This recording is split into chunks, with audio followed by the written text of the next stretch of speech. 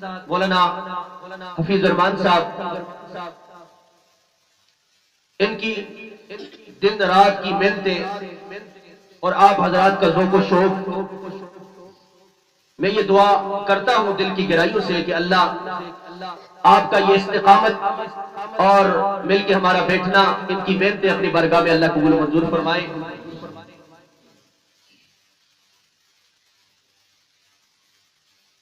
ہم اللہ کے پیغمبر صلی اللہ تعالی علیہ وسلم کی سیرت کیا بیان کر سکتے ہیں؟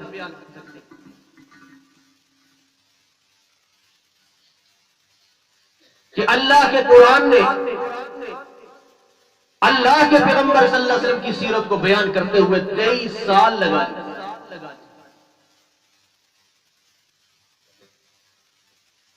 ہم ایک رات میں اللہ کے نبی کی سیرت کیا بیان کریں؟ لیکن عاشقوں میں ہمارا نام بھی لکھا جائے، اس لیے اسی فکر کے ساتھ آج ہم جمع ہوئے ہیں کہ نبی کی سیرت بیان کی جائے، اور سیرت کو بیان کرنے کے بعد اس پہ عمل کی نیت کی جائے تو اللہ عمل کی توفیق بھی عطا فرمائے۔ سیرت کا معنی کیا ہے؟ سیرت کا معنی ہے کردار، کریکٹر، شب و روز۔ اللہ اکبر! نبی کی سیرت، نبی کا کردار، نبی کے شب و روز، نبی کا اٹھنا کیسے تھا، نبی کا بیٹھنا کیسے تھا، نبی کا چلنا کیسے تھا، نبی کا سونا کیسے تھا، نبی کا جاگنا کیسے تھا، نبی کی نماز کیسے تھی، نبی کی عبادات کیسی تھی، نبی کی ریاضات کیسے تھی۔ اللہ اکبر! یہ ایک رات کے اندر کیسے بیان ہو سکتا ہے؟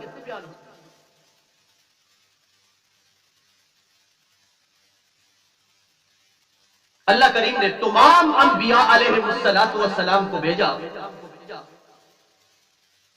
تو اللہ کریم نے ہر پیغمبر کو کوئی نہ کوئی کمال عطا کیا،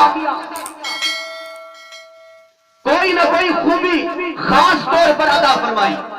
جیسے حضرت آدم علیہ السلام کو نیابت کا شرف عطا کیا گیا، حضرت نوح علیہ السلام کو جوش تبلیغ عطا کیا گیا، حضرت موسیٰ علیہ السلام کو جذبہ جہاد عطا فرمایا گیا، حضرت ابراہیم علیہ السلام کو بت شکنی عطا فرمائی گئی، حضرت عیسیٰ علیہ السلام کو زہد اور تقویٰ عطا کیا گیا۔ تمام انبیاء کی سیرت کو اٹھا کر دیکھیں، آپ کو اس کے لیے علیحدہ باب کا مطالعہ کرنا پڑے گا، علیحدہ کتاب اٹھانی پڑے گی۔ اللہ اکبر! اگر آپ یہ دیکھنا چاہتے ہیں کہ تمام انبیاء کی سیرت کو مجتمع دیکھنا چاہتے ہیں، اکٹھا دیکھنا چاہتے ہیں، تو اپنے نبی امام الانبیاء کی سیرت کو مطالعہ کریں۔ ہمارے نبی کی سیرت میں تمام انبیاء کی خوبیاں اللہ نے جمع کر دی۔ حضرت یوسف علیہ السلام جیسا حسن و جمال بھی تھا، حضرت ایوب علیہ السلام جیسا صبر و استقامت بھی تھا، حضرت عیسیٰ علیہ السلام جیسا زہد و تقویٰ بھی تھا، حضرت نوح علیہ السلام جیسا جوش تبلیغ بھی تھا، حضرت موسیٰ علیہ السلام جیسا جذبہ جہاد بھی موجود تھا۔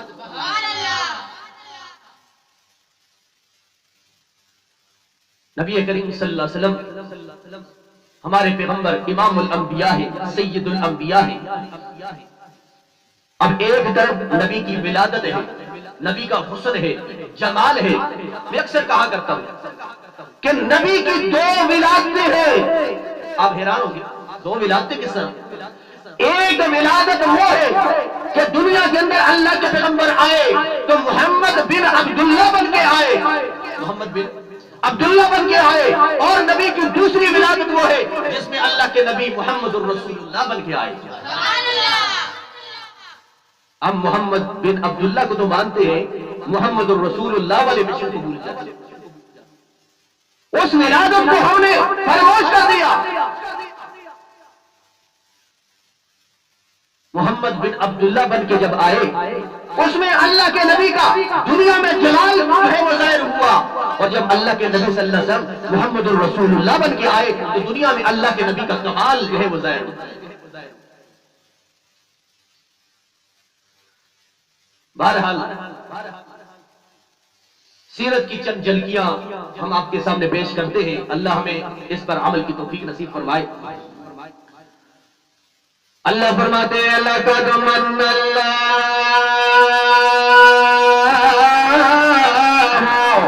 عَلَى الْمُؤْمِنِينَ إِذْ بَعَثَ فِيهِمْ رَسُولًا لَقَدْ اللہ کریم فرماتے ہیں لَقَدْ مَنَّ تحقیق ہم نے احسان کیا ہے، مومنوں پہ احسان کیا ہے کہ اذ بعث فیہم رسولا، کہ ہم نے اپنا محبوب اور پیارا رسول دنیا میں بھیجا۔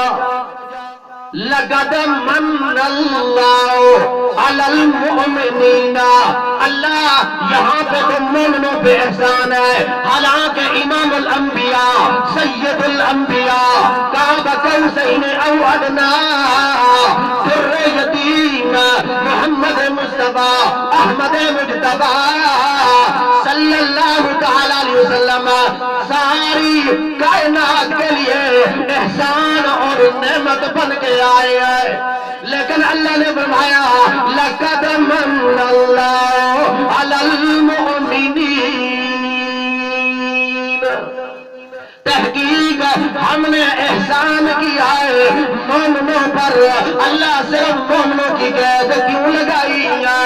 یہ تو اللہ کے نبی رحمت للعالمین ہے، ساری کائنات کے لیے رحمت ہے، اور یہاں احسان کے لیے اللہ نے مومنوں کی شرط لگائی۔ اللہ نے فرمایا اس لیے ہم شرط لگا رہے ہیں تاکہ میں کائنات والوں کو بتلا دوں نا کہ میرے محمد کی قدر جن مومنوں نے کی ہے وہی اس کے مستحق ہے کہ اس پہ صحیح طور پہ اللہ کا احسان ہوا ہے۔ یہ مومنوں نے اللہ کے نبی کی قدر کی، تو نبی صلی اللہ علیہ وسلم کا دنیا میں آنا امت کے لیے احسان بن کے آئے۔ ایک کافر تھا نضر ابن حارث، اور باقی بھی کفار مشرکین کعبۃ اللہ کے اندر اکٹھے ہوئے اور کعبۃ اللہ کے پردے کو پکڑ کے کہا اللہم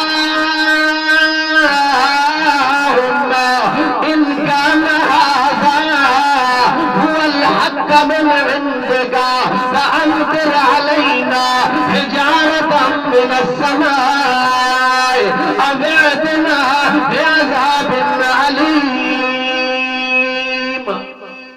اللہ اگر یہ محمد سچا بھی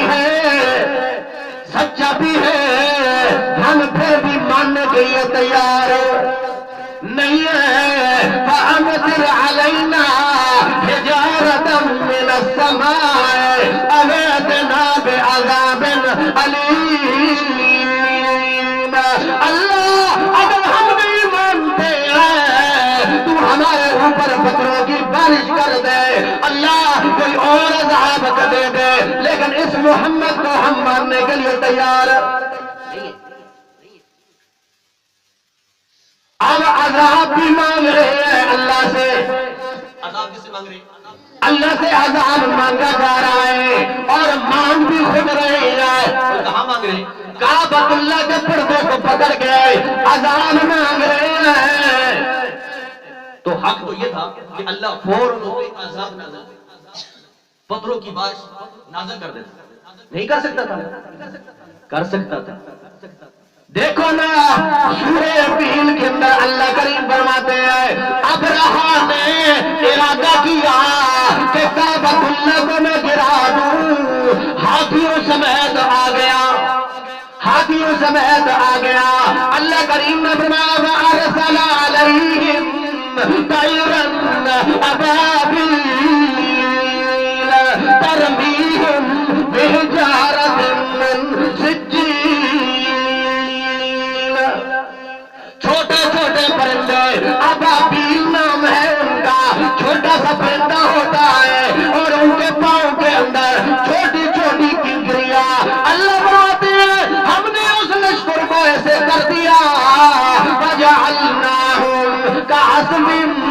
معقول کہ ایک جانور ہے وہ چارے کو کھاتا چلا جاتا ہے حتیٰ کہ پیٹ بھر جاتا ہے اور اس کو پاؤں میں رونڈنے لگ جاتا ہے، وہ چارہ رونڈا جاتا ہے، بکھر جاتا ہے۔ اللہ فرماتے ہیں ہم نے اس لشکر کو ایسے بکھیر کے رکھ دیا۔ تو اللہ کریم پتھروں کی بارش نہیں کر سکتا؟ کر سکتا تھا، لیکن اللہ فرماتے ہیں یہ عذاب مانگ رہے ہیں میرے پیغمبر، عذاب مانگ رہے ہیں کہ اللہ عذاب نازل کر دے، پتھروں کی بارش کر دے۔ اللہ فرماتے ہیں میرا جواب بھی سننا میرے پیغمبر کہ وما كان الله ليعذبهم وأنت فيهم۔ میرے پیغمبر یہ عذاب مانگ رہے ہیں، ان کے مانگنے کے باوجود ہم عذاب کو نہیں لاتے ہیں۔ کیوں میرے پیغمبر؟ ہم تیرے چہرے کو دیکھ رہے ہیں۔ آپ کا دروازہ ہے، کھٹکھٹایا کسی نے، آپ نے دروازہ کھولا، دیکھا سامنے آپ کا جانی دشمن موجود ہے، آپ کا ازلی دشمن، بڑی آپ کو ستایا اس نے، بڑی دشمنی چلی، لیکن دروازے پہ کھڑا ہے اور ہاتھ باندھ کر کہتا ہے جناب میں آپ سے معافی مانگنے کے لیے آیا ہوں۔ اگر نہیں معاف کر جاؤ، لیکن دیکھا ساتھ آپ کا قریبی دوست بھی موجود ہے، بڑا قریبی دوست ہے، بڑی محبت کرنے والے آپ اس سے۔ آپ کدھر آئے؟ کہا جی یہ آ رہا تھا مجھے ساتھ لے آیا، اور کہا جی اللہ سے میں نے معافی مانگنی ہے، آپ میرے ساتھ چلے۔ آپ کہتے ہیں اللہ کی قسم ہے میں نے اس کو معاف نہیں کرنا تھا، لیکن اب میرا دوست جو آ گیا ہے اس کی لاج رکھ دے میں تمہیں معاف کرتا ہوں۔ اللہ کریم فرماتے ہیں وما كان الله ليعذبهم وأنت فيهم۔ میرے پیغمبر آپ ان کے اندر موجود ہیں، ہم آپ کو دیکھ کے ان پہ عذاب نازل نہیں کرتے۔ یہ نبی کریم صلی اللہ علیہ وسلم کی برکات تھی۔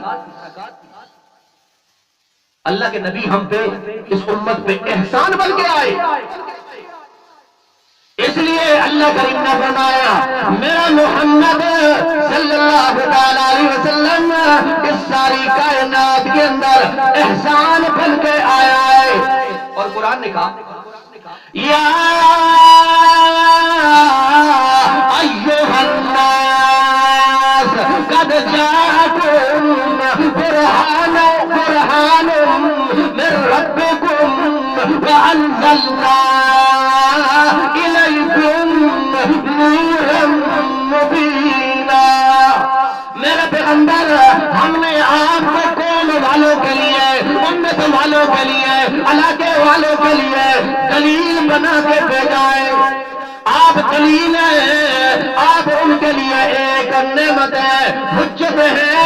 وَأَنزَلْنَا إِلَيْكُمْ نُورًا مُبِينًا، اور ہم نے آپ پہ نازل کیا ہے یہ نور مبین، یعنی قرآن مجید آپ پہ نازل کیا ہے۔ اللہ کے نبی صلی اللہ تعالی علیہ وسلم جب 40 سال کا عرصہ، اس 40 سال کے عرصے کے اندر اللہ کے پیغمبر اس معاشرے کے اندر موجود تھے، لوگ آپ کو ساحر اور مجنون نہیں کہا کرتے تھے، آپ کو صادق اور امین کہا کرتے تھے، آپ کو حسن و جمال کا پیکر قرار دیا کرتے تھے، اپنے جھگڑوں کے اندر آپ کو فیصل مانا کرتے تھے۔ مشہور واقعہ ہے کہ جب حجر اسود اس کے اندر اس کے نصب کرنے کے اندر جھگڑا پیدا ہوا تو نبی کریم صلی اللہ علیہ وسلم کو بلایا گیا، سارے قبیلے وہاں جمع ہے کہ حجر اسود کو کون نصب کرے گا؟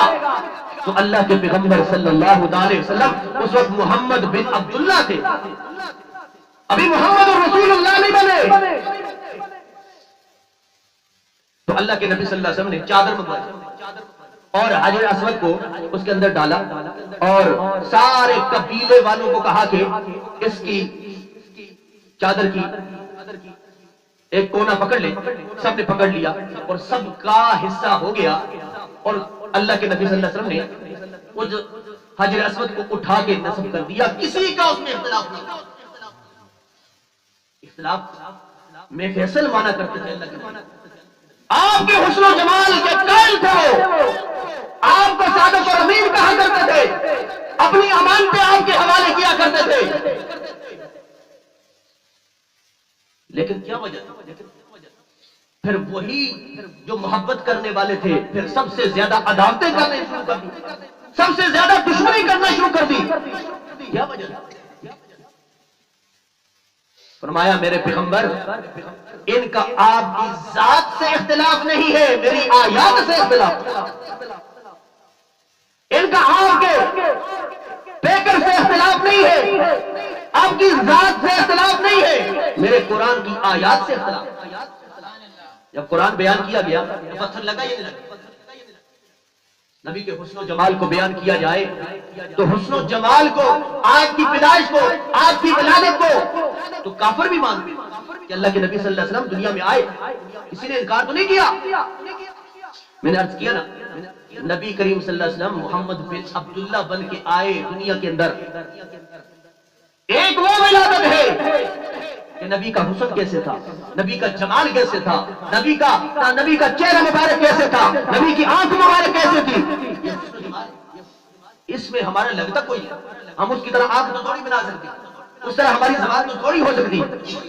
لیکن جب آتی ہے نا محمد رسول اللہ والی دعوت, وہ والی سیرت آتی ہے, اس کو بیان نہیں کیا جاتا کہ اللہ کے نبی نے پتھر کھائے, اللہ کے نبی صلی اللہ علیہ وسلم کو ستایا گیا, اللہ کے نبی صلی اللہ علیہ وسلم کو گھر بار چھوڑ کے جانا پڑا.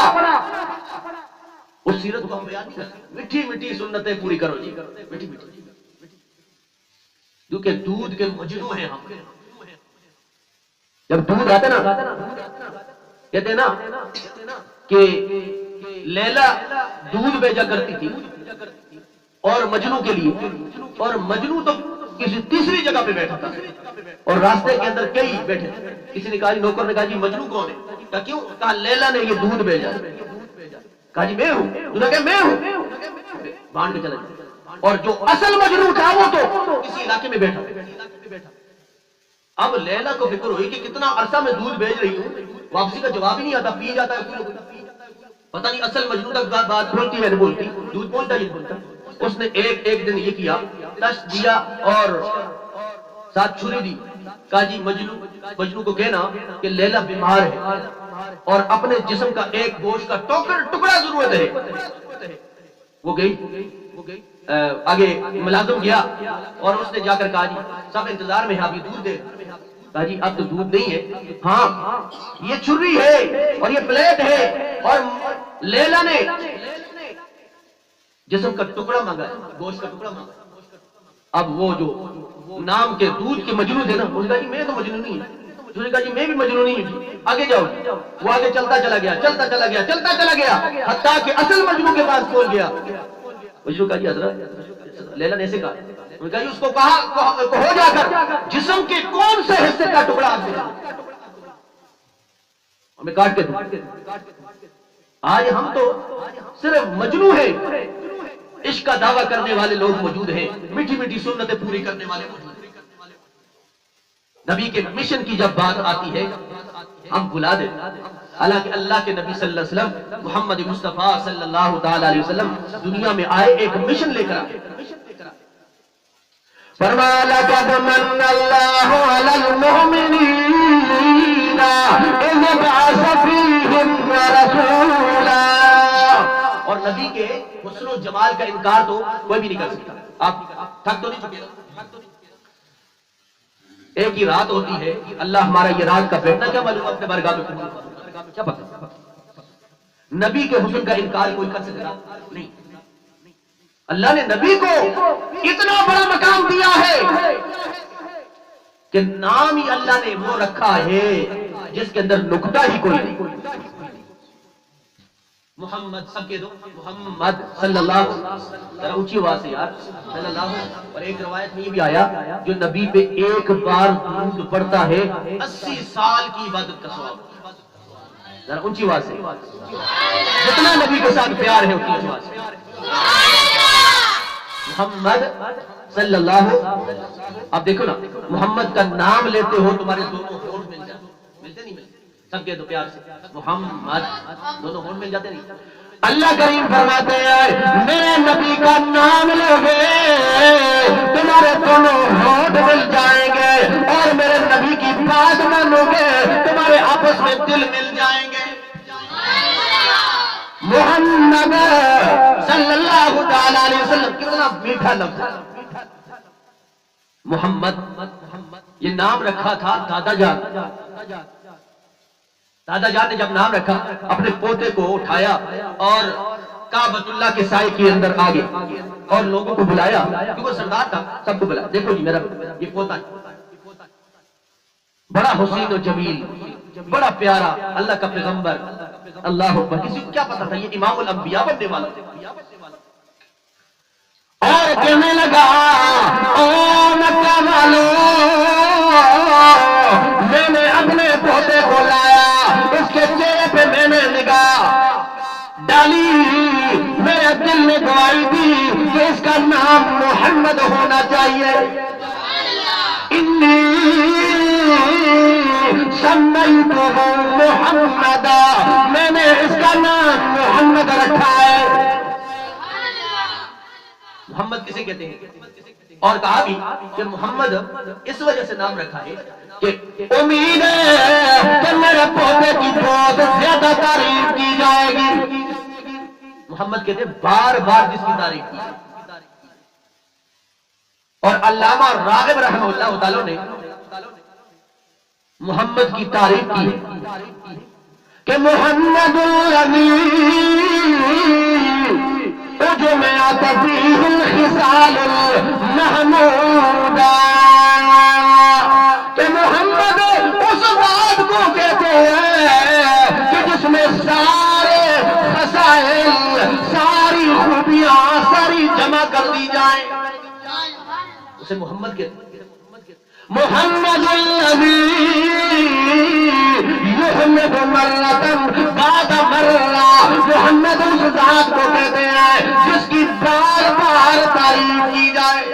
علماء تعریف کرے، ادعیاء تعریف کرے، اصفیاء تعریف کرے، محدثین تعریف کرے، مفسرین تعریف کرے، فرشتے تعریف کرے، انبیاء تعریف کرے، لوگ تعریف کرے، اپنے تعریف کرے، ٹھکانے تعریف کرے، تعریف کرتے کرتے تھک جائے اور جس کی تعریف ختم ہونے میں نہ آئے تو اسے محمد کہتے ہیں.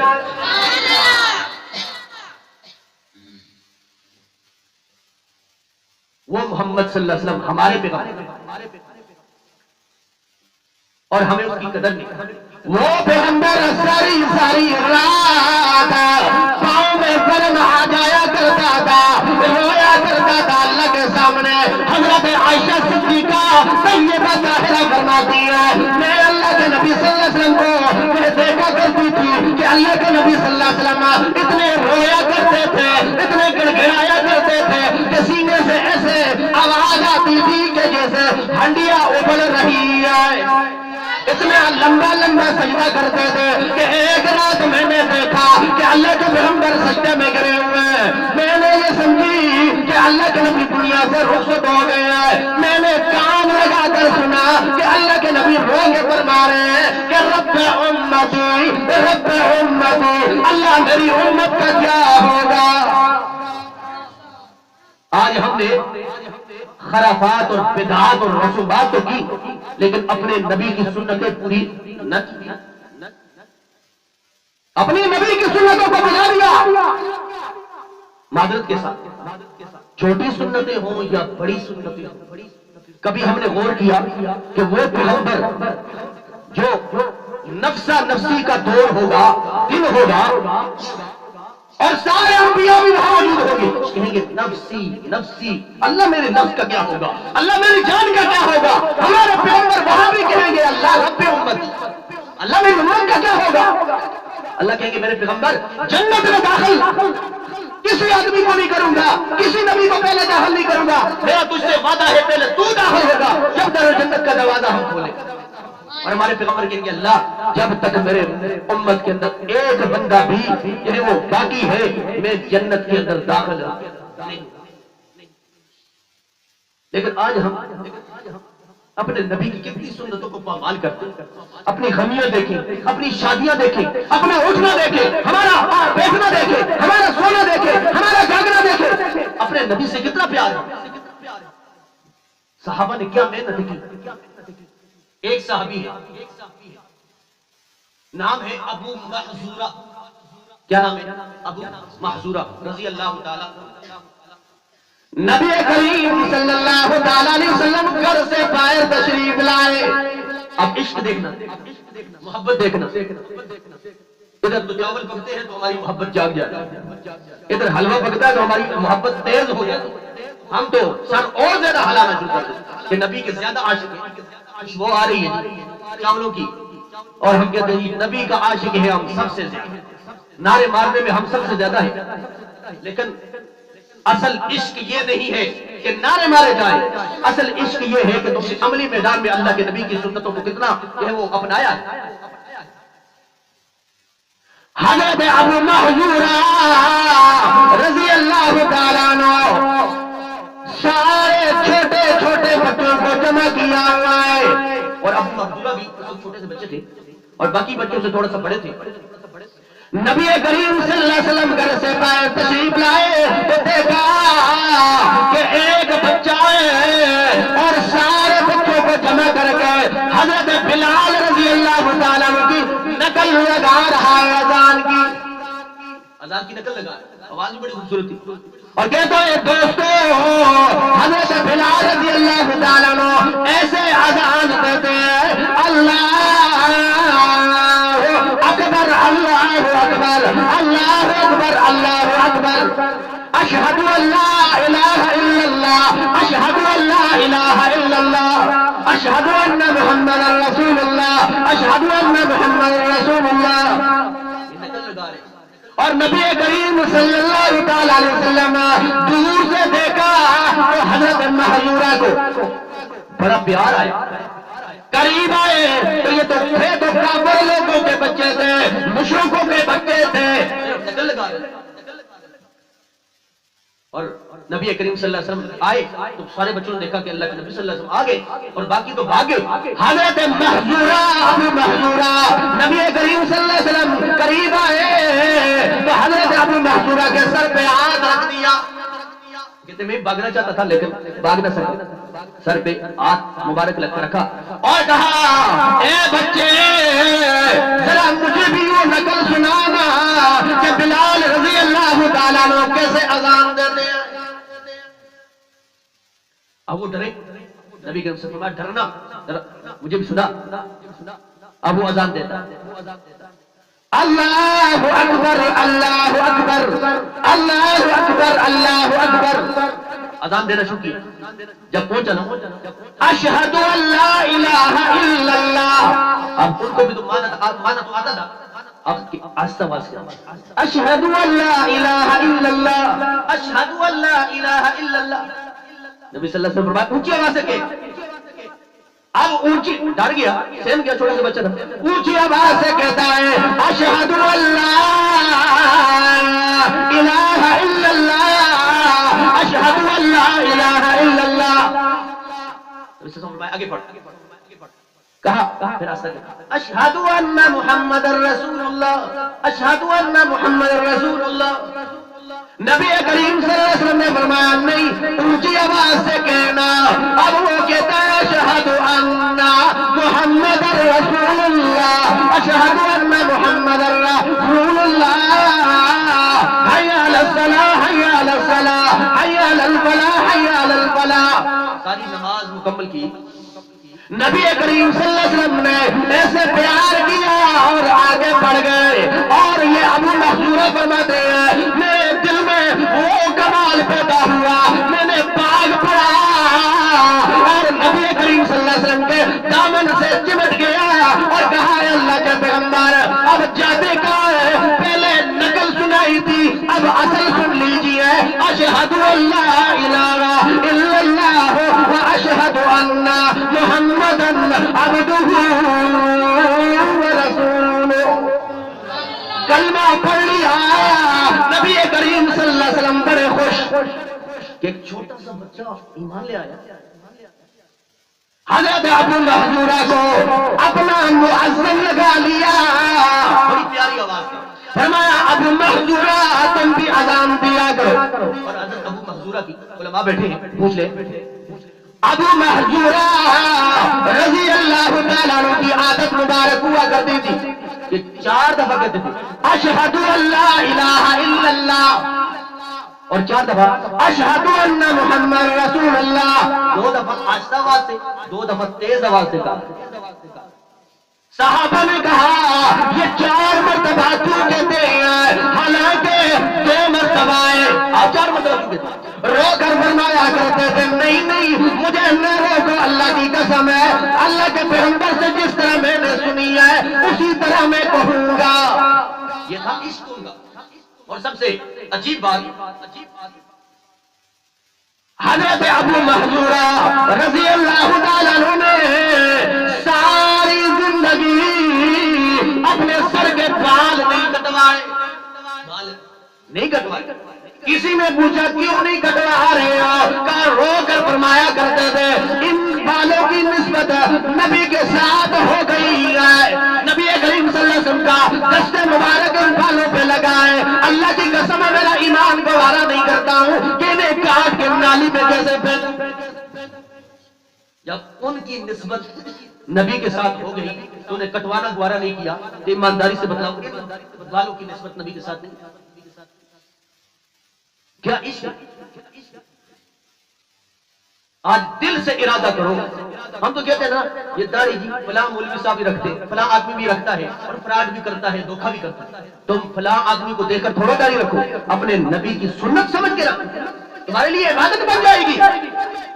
ایک صحابی تھا نا، کسی نے کہا یہ 2 بال ہیں، یہ کیوں رکھے ہوئے ہیں؟ 2 بال ہیں، عرب والوں کی وہاں کے موسم کے اعتبار سے یہاں سے داڑھی نہیں آتی، یہاں تھوڑی سی داڑھی، کسی کی آتی ہے کسی کی نہیں آتی۔ اس صحابی کا بھی تھوڑا سا بال ہے۔